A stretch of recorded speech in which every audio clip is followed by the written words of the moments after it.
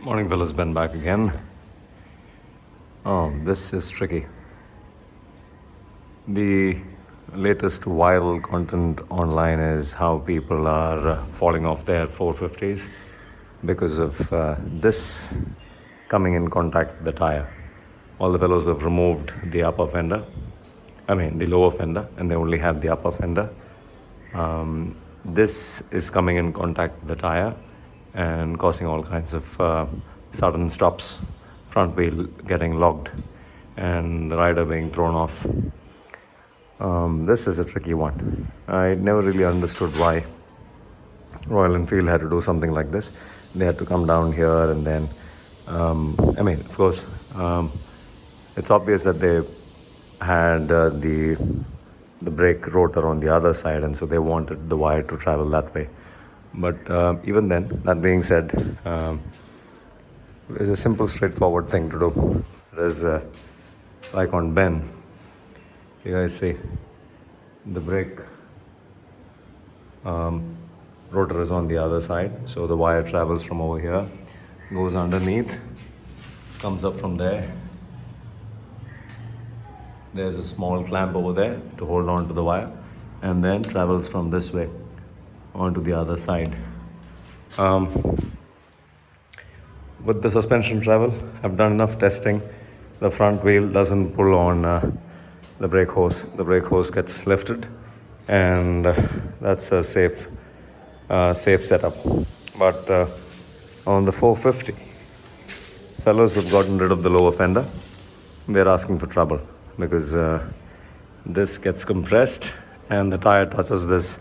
It's just about 5 inches of travel before, and the suspension is more. Suspension is about 8 inches of travel, and this is 4.5 inches of travel. So the tire, when you do a landing, when you do a serious jump, chance of the tire catching this is very high. I don't understand the point of this. They could have gone straight onto the other side. I don't get the logic behind this. If anybody understands, please let me know why Royal Enfield came up with something like a design like this. Why should they have more like a distribution box over here? Rather run the wire straight onto the other side. I don't know why. How this helps, I got no clue. But anyways, so that's what's happening. What's happening is the tire pulling on this and causing all kinds of sudden front wheel brake lock. Be very careful when you remove the lower fender and just have the high fender hanging. I would say get an aftermarket brake hose. Get an aftermarket brake hose like this one. This one is from Amazon. This comes in 3 different lengths, so you can get a really longer one if you want to run it to the other side, and that should take care of things. But that being said, another thing, what we have done, myself and some of my friends, what we do is we don't run the ABS. We've pulled out the ABS fuse.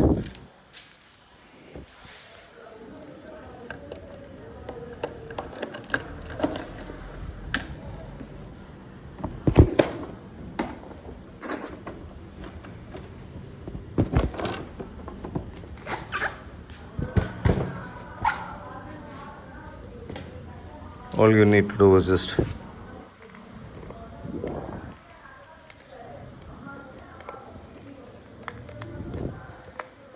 one second, fellas.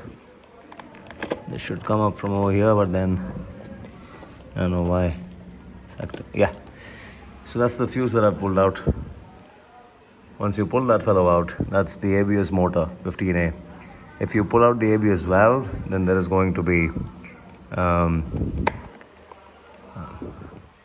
I don't really remember. Something would come up. The engine check light would come up over here. Pull out the ABS motor, which is like the main fuse for the motor, and the distribution motor, or whatever you want to call it. And that that leads to no issues. Nothing. It's just the ABS light that is turned on.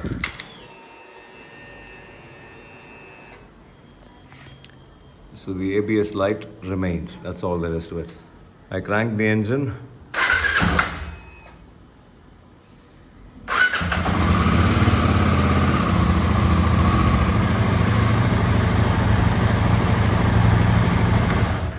The engine check light vanishes. So that's the right thing to do. Ride without that goddamn ABS. Learn to brake. Learn to brake. Let this be your ABS. Learn to not lock it. Learn. It goes a long way, fellas. It goes a long way. No traction control. I just saw a reel where they said man's bike. This is a man's bike because this is traction control, and I just loved it. Connected instantly. I don't know. We come from an age where we just cannot get used to ABS.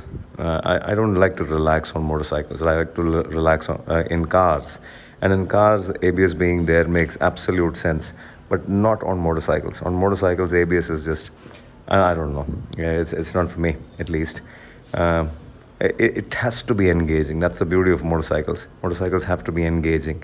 They should not become sofas on the couch style relaxation trips. I don't know. That's my take. This is not a cruiser either. So an adventure motorcycle that goes off road, you should really not be running ABS. That's my opinion. I could be sounding like an idiot, but then it works for me. It always worked for me.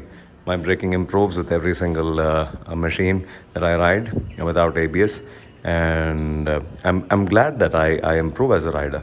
So yeah, get rid of that damn thing, and the machine will run absolutely fine. As long as you learn how to brake. Progressive braking, sudden braking, whatever kind of braking that you need to do can be managed very, very effectively with your fingers.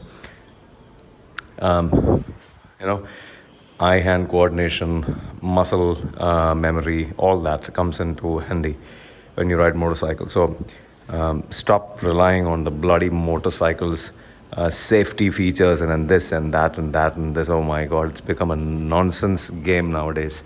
Too much of crap to make the rider feel safe. Motorcycles are adrenaline machines. They're not supposed to make you feel safe. They're supposed to make you feel all wild and free. Unbelievable, the kind of times we live in. Anyways, so if for the fellows who relate with me, I'm glad that you resonate. For the other fellows who are just getting started with motorcycles, please don't buy these bikes. Please buy commuter bikes, bikes that you can start riding on so that you don't really need ABS. And then move on to bigger machines, more powerful machines. Anyways, so that's Ben. Never really had a problem with the braking system. This braking system is modified.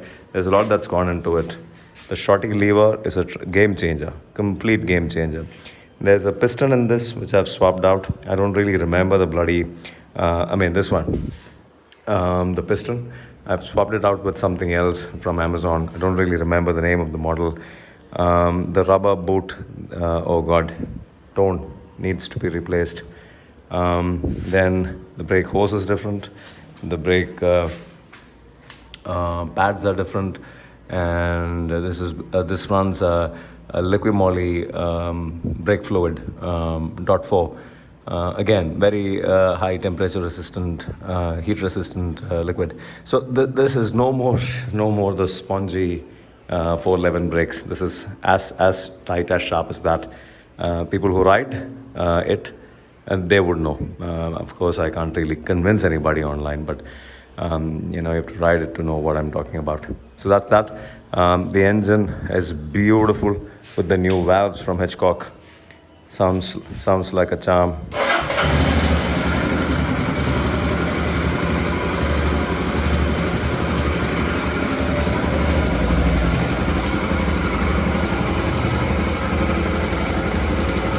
That little bit of a tick, you can't help it. That's the deck camshafts overlap, valve overlap, causing that little bit of a tick. But yeah, that's how this fellow sounds. Look at that.